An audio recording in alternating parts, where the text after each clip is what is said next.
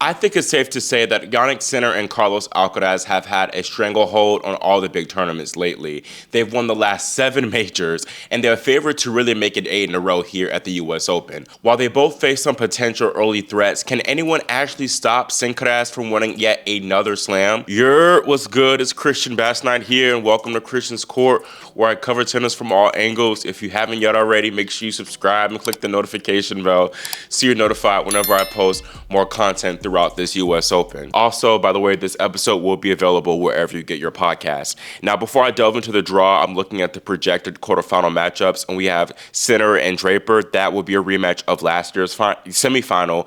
Then Zverev, Minaur, Djokovic, Fritz, and Shelton, Alcaraz. And there's also going to be a race for number 1 between Carlos and Jannik, as Alcaraz, he is in pole position to overtake Sinner for the top spot, as Carlos, right now he's leading in the live rankings, but he just needs to do better than Jannik to overtake him as world number 1 after this tournament. Looking at Jannik's section, there are slight question marks surrounding Sinner definitely after he retired from the Cincinnati finals due to illness, but I think he should still be okay. Now, I think there is a glaring threat in the second round in Alexei Popyrin, and the Aussie actually won their lone meeting, albeit it was in 2021 on clay, and that was straight sets, but still, I don't even know if we should really consider that as like actual meet. I think Alexei actually might be Jannik's biggest threat in this entire section. Denis Shapovalov is his first projected seeded opponent, and Denis actually also won his lone meeting with Jannik, and that was also in 2021. He also won the Los Cabos title not too long ago, but I just don't trust Shapo. He's just way too inconsistent. Then looking down below there, you have Alexander Bublik, who beat Jannik and Halle on grass ahead of Wimbledon, but Bublik has not played a match on hard courts this summer, and he has an interesting opening round test on his hands in 2014 champion Marin Cilic. Cilic hasn't played since Wimbledon, where he made the second week, beating Draper en route. So a lot of question marks surrounding him and what form he'll show, but I think I wouldn't be surprised if Marin does beat Bublik, but I honestly think that whoever wins this match between Cilic and Bublik can make the 4th round. Tommy Paul on paper should make it through to the round of 16 to face Jannik, but the American is still nursing a foot injury from Wimbledon and suffered a shocking second round loss to Adrian Mannarino in Cincinnati. This one isn't that tough for me to pick. I'm going to be having Jannik come through to the quarterfinals. Then down below you have Jack Draper's section, and there is a lot of opportunity here. Lorenzo Musetti is up top here, and he infamously does not perform well on the hard courts. In fact, he has never made a second week at a hard court slam in his entire career, and he has a pretty tough opening round match in Giovanni Ampeci Petitcard. Jack Draper, he has not played since Wimbledon due to an arm injury, so there are a lot of question marks surrounding him. His mixed doubles form honestly wasn't that promising, but I guess we can take that with a grain of salt. I think that we could see a 4th round between Flavio Cobolli and Gabriel Diallo. Brooksby, Giovanni Ampeci Petitcard, and John Minaur might be the biggest foes to that, other than, of course, Musetti and Draper. But again, I think that goes to show just how much depth there is in this section. I feel like this section really might be one of the most exciting sections we have in this entire draw. So many of these guys can come through. But I think that Diallo has the game and the tools right now to beat Jack, who probably is a little bit vulnerable right now. So I would pick the Canadian over Draper to win that hypothetical matchup in the 3rd round. And then Cobolli, I think honestly he's been the superior Italian right now since Roland Garros. He has looked good. He made the Toronto round of 16, nearly beating the eventual champion Ben Shelton. And he already got over the hump of trying to make a major quarterfinal, which he did at Wimbledon. So I think I'm going to be playing it relatively safe. I know you can't really play it safe in a section like this, but going with my gut and feeling like who might be the most reliable pick, I'm going with Flavio Cobolli to make the quarterfinal. 2020 finalist Alexander Zverev section is next to look at, and Zverev, he has looked solid in the lead-ups thus far. I mean, he made the semifinals at both Toronto and Cincinnati, although he did have health concerns in Cincy. Looking here, I think he's going to be relatively happy with his draw. He leads the head-to-head against Felix Auger-Aliassime 6-2, and then also he leads the head-to-head against Andrei Rublev 7-3. Rublev is going to be the biggest threat to Zverev in this entire section. I don't picture Ugo Humbert doing too much. He's honestly been a little bit of a flop lately, and I think it's going to be between Zverev and Rublev for me. Felix, I just don't know about Felix. He just can't seem to bring it at slams nowadays. It's a true travesty. Again, like I said, it's between Zverev and Rublev. And Andre, he was promising, his form was promising in Cincinnati, where he very nearly beat the eventual champion Alcaraz in the quarterfinals. Plus, he has Marat Safin back in his coaching corner, so that could be the X factor in him breaking through and making the quarterfinals here yet again. I think that the thing that Andre will have to overcome is him not winning a match against a top 10 player since February, and that was against the then world number 10, Minaur. So I think that's the thing that's holding me back from getting this potential win over Zverev, which I do think that he can. But again, playing it safe here, I'm going to be going with Zverev to move through to the Elite Eight. Then, speaking of de Minaur, his section is next to look at, and really Karen Khachanov and Alex de Minaur are the two biggest contenders here in this section. I would be surprised if they didn't meet in the fourth round. Francisco Cerundolo, solid player, but he dealt with an ab strain in Toronto, which forced him to miss Cincinnati. And plus, the Argentinian has a tough opener in Italian Matteo Arnaldi.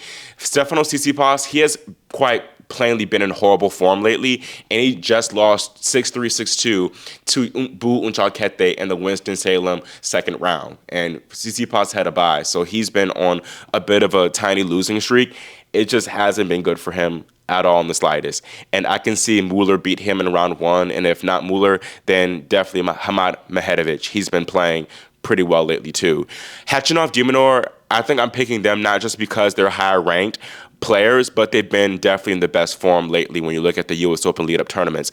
Karen, he reached the Toronto finals, whereas de Minaur, he went on to win D.C. I might side with de Minaur here to come through, and I think the main reason is due to question marks possibly surrounding Khachanov. I think that he should still be fine to make the second week, but he did retire from Cincy in that round of 16 match against Zverev due to a recurring back issue, and I can see that potentially rearing its ugly head throughout this tournament. Now, looking at the bottom half of the draw, first, four-time champion Novak Djokovic. He has a pretty interesting opening round matchup against Leonard Tien, the American, and we really don't know what to expect from Novak. We have not seen him since Wimbledon in the semifinals, where he went out kind of meekly to Jannik Sinner, suffering from a groin injury. And also what's interesting is that Lerner has a positive 4-2 career head-to-head record against top 10 players.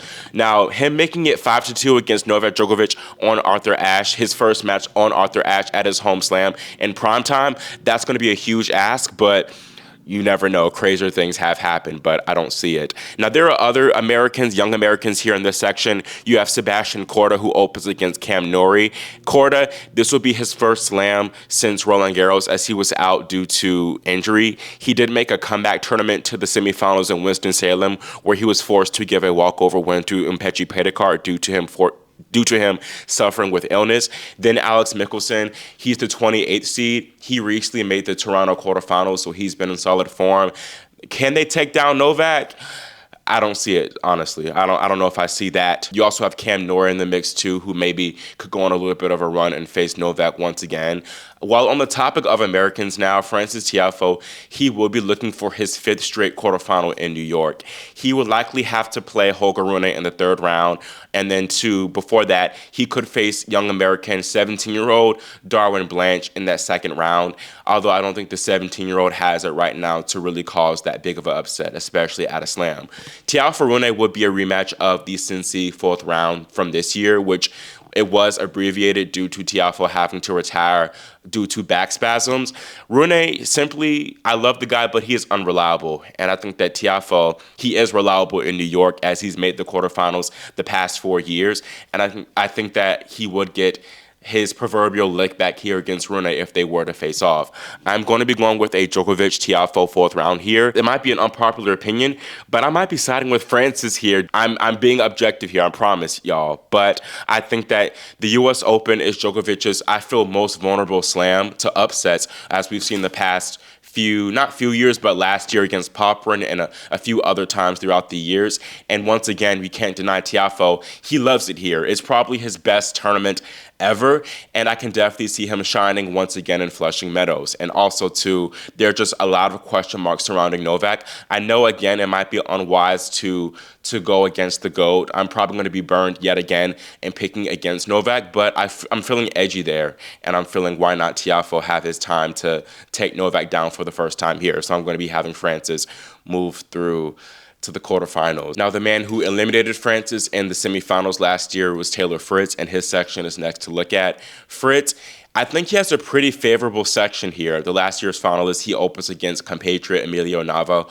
who he just beat 4-4 in Cincy. I think his compatriot, another compatriot, Brandon Nakashima, might be Fritz's biggest threat here in this entire section. He would face Brandon in round 3, and Nakashima, he has impressed me lately. Even though he wasn't able to go deep or that deep in Toronto and Cincy, he made valiant efforts against Shelton and Zverev in those matches. I do think that while Jakub Mendžić beat him in Miami, I don't know if I see him taking Fritz down again in New York here. Jakub has honestly struggled to replicate that form from the 305 since having that breakthrough tournament, and he also has a pretty tricky, dicey opening round match against big serving Chilean Nicolas Jarry. Tomas Machac, he's another seed there, although don't really know what to expect from him. He's not really high on confidence right now, riding a 3-match losing streak. Joao Fonseca, he is looming there, and he very well could have this breakthrough tournament and maybe make the 4th round and beyond and beat Fritz. Wouldn't be totally shocked if that was the case. Joao, I think he'd be comfortable here. I think the Brazilians will be full out, and he did win the juniors title back in 2023. Although Fonseca, he does have somewhat of a tough opener in Miomir Kecmanovic, but if he can get by that, I mean, I would love to see a potential Fonseca-Mendžić matchup. I would love to see that, but I still think regardless, Fritz is going to be the favorite for me to make it through to the quarterfinals.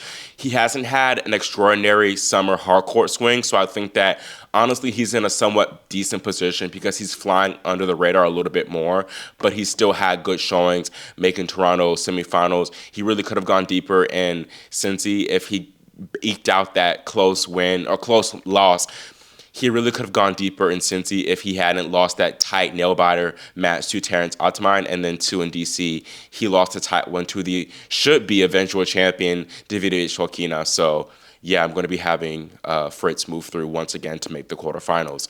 Then you have Ben Shelton, yet another American. This might be the first slam where Shelton might be actually considered a serious, legit title contender. I think Ben, honestly, looking at his section, should be the clear favorite to make the quarterfinals. First of all, Ben has always gone deep at majors. He loves it here. He performs well on the big stages, and this will probably be his best performing slam, especially he'll have the full crowd support and energy being American, and he also now has a 1,000 title behind him. Shelton opens against Peruvian qualifier Ignacio Buse, and he is projected to face Tyler Grigsport in the 3rd round, who is riding a 4-match losing streak, so that's a very winnable match for Shelton there. 2022 finalist Casper Ruud is there, and maybe Ruud could be Shelton's biggest threat here, but Ruud is not in great form at all right now. Ben also, he won both his matches against Jiří Lehečka in straight sets, so I don't see the Czech being a threat, a huge threat to Shelton as well, so picking Shelton through to make the quarterfinals. And then last but not least, we have our 2nd seed and Cincinnati Open champion, Carlos Alcaraz, who has a glaring round 1 affair against Riley Opelka. This will be their first ever meeting, and I think that Riley potentially could be the biggest threat to Alcaraz in this entire section. Yes, you do have Daniil Medvedev or Alejandro Davidovich Fokina as potential 4th round opponents for the Spaniard, but Medi has been, unfortunately, in very shaky form lately. And Daniil, he will open against Benjamin Bonzi, who beat Tsitsipas and Musetti en route to the Cincinnati round of 16. So I'm putting an upset alert potentially there for the Russian and 2021 champion. Minaur is also a threat there too, but I'm going with the sensible pick of having the relatively informed Davidovich Fokina meet his countryman Alcaraz in the round of 16. He has played well lately. Alejandro has, and as I mentioned before, he should have won DC, but I don't think he has enough right now to take down Alcaraz, so I'm going to be having Alcaraz make the quarterfinals. Going over my predictions in the semifinals, I have Sinner, de Minaur, and then Fritz, Shelton, and All-American affair. In the championship, I have Sinner and Shelton with Jannik defending his crown. Going over the snubs before I address why I picked the Shelton Sinner final. First, Jack Draper. I don't feel that bad about snubbing Jack Draper, considering how he hasn't really shown us too much. I don't know if he has it right now to win a slam. I think he just needs the match reps before he takes this next big step and wins the slam. So not that confident in his prospects. Karen Khachanov, again, while he has played well in the lead-up tournaments, that back issue is a concern. I honestly could see Rublev maybe doing his big one here and potentially making the semifinals and maybe beyond. This could be a big tournament for Andre, but again, that his mental is the only thing keeping him from doing it. I think this could be his time, but can he get over the hump of finally beating a top 5 player at a big stage? I don't know. Then looking at the bottom half, Novak, a huge snub, probably the biggest snub here.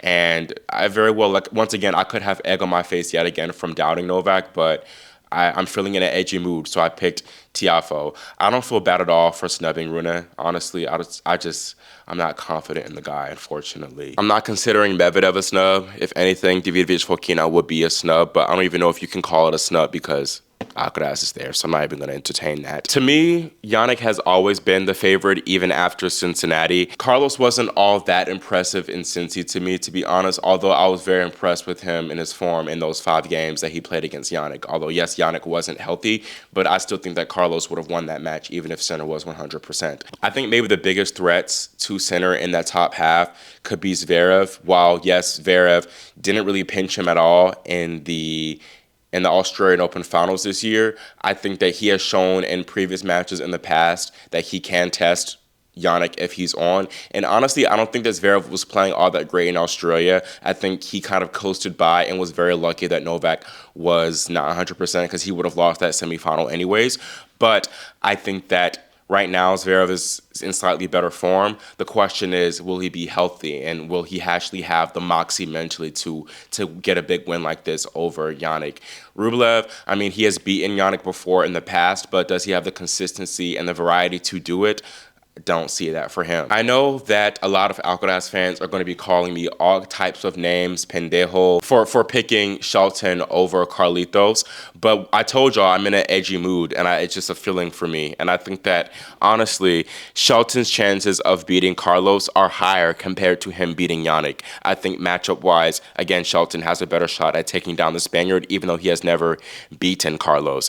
And I think the fact that he pushed Carlos to 4 very tight sets at Roland Garros, his worst surface on clay, his worst surface, says a lot. I do think the Toronto title will be the final thing that he needs to kind of give him the confidence and moxie to topple the greats of a Sinner or an Alcaraz, but still getting past Sinner, I think that's going to be a bigger test. I'm not saying that Sinner is a better player than Alcaraz, and that's why I'm just thinking that matchup-wise, it's just tougher for Ben against Jannik. And I think even Shelton at Wimbledon, he even said himself that Jannik is just a different challenge compared to Carlos. And honestly, it's tougher for him to play against Sinner. Shelton, even though his last few losses against Jannik at the slams were straight setters, he came awfully close to at least taking a set. He pushed him to a few tiebreaker sets, and that's been the thing that's really hurt Shelton, as him not being able to actually win in the clutch moments against Jannik. That's the thing that's holding him back. I think it is doable for him, but right now I just think that Jannik is a bit too solid right now, and I don't see him faltering. So yes, a lot of question marks surrounding Sinner maybe in his health, but I still think overall he should be fine enough to move through and get through. So yeah, I'm going to be having him defending his title. That is all I have for this US Open men's preview and prediction video, and let me know in the comments who you think will lift the trophy when it's all said and done. Again, make sure you subscribe and click the notification bell so you're notified whenever I post more content throughout the US Open. Thank you all so much for watching and for your support, and I'll see you all next time here on Christian's Court.